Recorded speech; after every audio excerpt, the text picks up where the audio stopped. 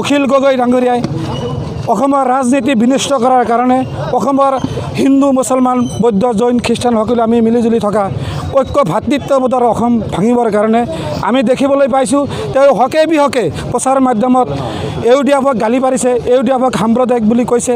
আমি ইউডিএফ দল 2005 চনৰ পৰা সৃষ্টি হোৱাৰ পিছতে আমি অসমৰ বিভিন্ন জনগোষ্ঠীৰ মানুহৰ হকে কাম কৰি আছোঁ। আমি অসমৰ নিপীড়িত জনগোষ্ঠী আমাৰ যিবিলাক নিপীড়িত জনগোষ্ঠী তাৰ হকে কাম কৰি আছোঁ।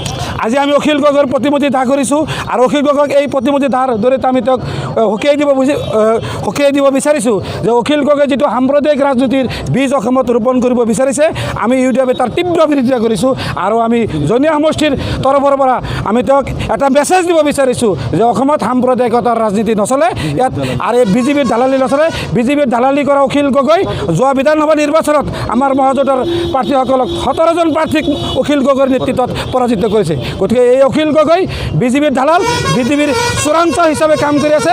অখিল গগৈক অসমৰ পৰা নিমাত চাব লাগে। অখিল গগৈ আমি প্ৰতিমূৰ্তি দাহৰ জৰিয়তে আমি প্ৰতিবাদ সাব্যস্ত কৰিছোঁ।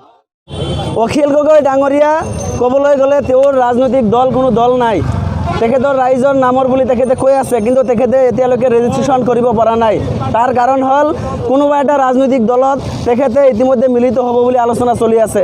যিটো দলৰ পৰা তেওঁ চান্দা পাব, যিটো দলৰ পৰা তেওঁ পইচা পাব, সেইটো দলতে তেওঁ মানে মাৰ্জ হৈ যাব। অহা উপনিৰ্বাচনত যাতে বিজেপিয়ে জিকিব পাৰে, মহাজোঁটে যাতে জিকিব নোৱাৰে, তাৰ কাৰণে আউল লগাবলৈ, মহাজোঁটত আউল লগাবলৈ, বিৰোধী শক্তিক দুৰ্বল কৰাৰ কাৰণে এতিয়া অখিল গগৈ ডাঙৰীয়াই প্ৰলাপ বকি আছে।